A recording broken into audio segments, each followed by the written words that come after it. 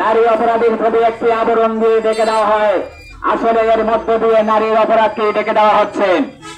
আজ সবাই শুধু নারী ধর্ষণ, নারী নির্যাতন, নারী অধিকার নিয়ে ব্যাপক আলোচনা করলেও নারী কর্তৃক পুরুষ হত্যা, পুরুষ নির্যাতন, অশ্লীলতা, পরকীয়া, অতিরিক্ত জন্মঘর ইত্যাদি নিয়ে কারো কোনো আলোচনা নেই।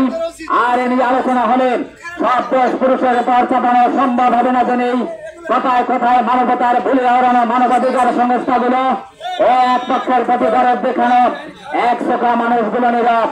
আর এই নীরবতার ফলেই সংসারের ভরণ পোষণ দেয়া, রাষ্ট্র গঠনের ভূমিকা রাখা, রাষ্ট্র গঠনের লড়াই সংগ্রাম করা, পুরুষের উপর চলছে শারীরিক ও মানসিক নির্যাতন। যেসব অপরাধে পুরুষের শাস্তি হচ্ছে, সম অপরাধে নারীদের শাস্তি হবে না কেন? নারীদের শাস্তি না দেওয়ার কারণ হিসেবে যদি নারীর জ্ঞান বুদ্ধির কোন দুর্বলতা দেখানো হয়, তাহলে দুর্বল জ্ঞান বুদ্ধি দিয়ে পুরুষের সমান পদে চাকরির অধিকার রাখে কিভাবে?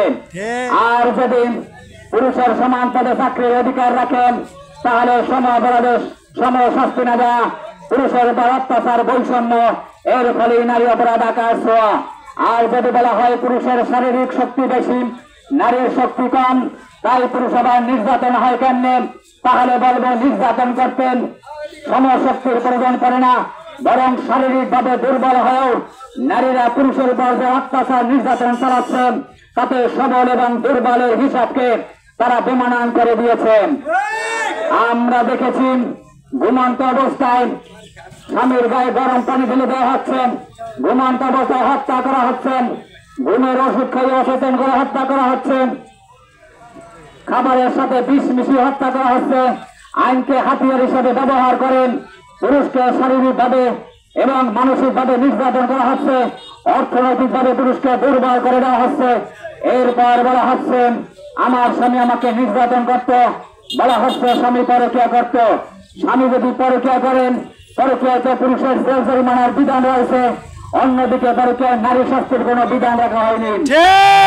তারা যে বলছে স্বামী নির্যাতন করত, অথচ আমরা দেখছি তারাই স্বামীর উপর নির্যাতন চালাচ্ছেন এবং নির্যাতনের মাত্রাকে অতিক্রম করে ফেলছেন। স্বামী যদি নির্যাতন করেন, নারী নির্যাতন বন্ধ তো আইন আছেন, অন্যদিকে পুরুষ নির্যাতন বন্ধ কোনো আইন নেই। সুবিচার বঞ্চিত পুরুষেরা অনেক সময় আক্রমণ করে বসে সুবিচার বঞ্চিত হয়েন, কিন্তু নারীরা সুবিচার পাচ্ছেন। নারী নির্যাতন বন্ধে আইন আছেন, এরপরেও তারা আক্রমণ করছে। আর যারা আক্রমণ করছে তাদের যথাযথ শাস্তি হচ্ছে না। তাই আইনের ক্ষেত্রে, সুবিচারের ক্ষেত্রে একটা ভারসাম্য তৈরি করতে হবে। আমরা চাই সুবিচারের ক্ষেত্রে নারী এবং পুরুষকে যেন আলাদা করে দেখানো হয়। নারীরা সুবিচার পেলেন, পুরুষদেরকে সুবিচার দিতে হবে।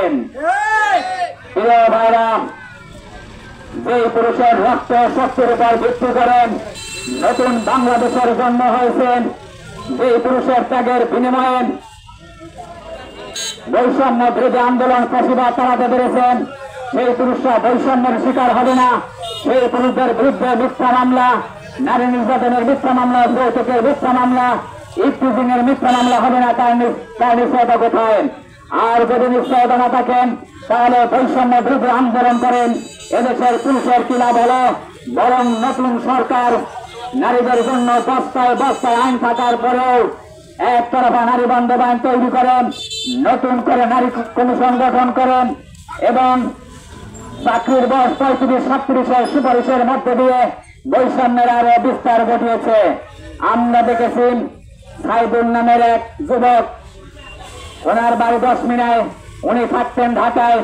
বৈষম্য বিরোধী আন্দোলনের সময় উনি বুলেটের আঘাতে চোখ হারান, স্ত্রী ভেবেছেন ওনার দুটি চোখই নষ্ট হয়ে গেছে। তাই স্বামীর এই বিপদের মুহূর্তে, স্বামীর এই কঠিন সময়ে স্বামীর পাশে না দাঁড়িয়ে উনি বাবার বাড়ি চলে গিয়ে ওই সাইদুলকে তার স্বামীকে ডিভোর্স দিয়ে দেন। এক কঠিন পরিস্থিতি। এরপর উনি যখন দেখলেন বৈষম্য বিরোধী আন্দোলনে যারা আহত হয়েছে তাদেরকে সরকার নানান সহযোগিতা করছেন, তারপর উনি আবার ফিরে আসতে চাইলেন। এরকম হাজারো স্বার্থপর সুবিধাবাদী নারী সংসার জীবনে পুরুষের জীবন নষ্ট করছে, শারীরিক ও মানসিক ভাবে নির্যাতন করছে। কিন্তু এদেশের পুরুষেরা এদেশের বিপ্লবীরা কোন আইনে সুবিচার পাবে? নারীদের শাস্তির জন্য, পুরুষকে সুবিচার দেওয়ার জন্য কোন নির্দিষ্ট কোন আইনই তৈরি হয়নি। তাই আমরা চাই সুবিচারের ক্ষেত্রে, সম অধিকারের ক্ষেত্রে নারী এবং পুরুষকে যেন আলাদা করে দেখানো হয়। লিঙ্গ সমতা আনতে হবে। অপরাধীর জন্য কোন লিঙ্গ দেখানো হয়, লিঙ্গ বিবেচনা করে যেন কাউকে শাস্তি দেওয়া না হয়, লিঙ্গ বিবেচনা করে যেন কাউকে সুবিচার দেওয়া না হয়, সবাই যেন সুবিচার পায়, এই আশাবাদ আমরা ব্যক্ত করছি।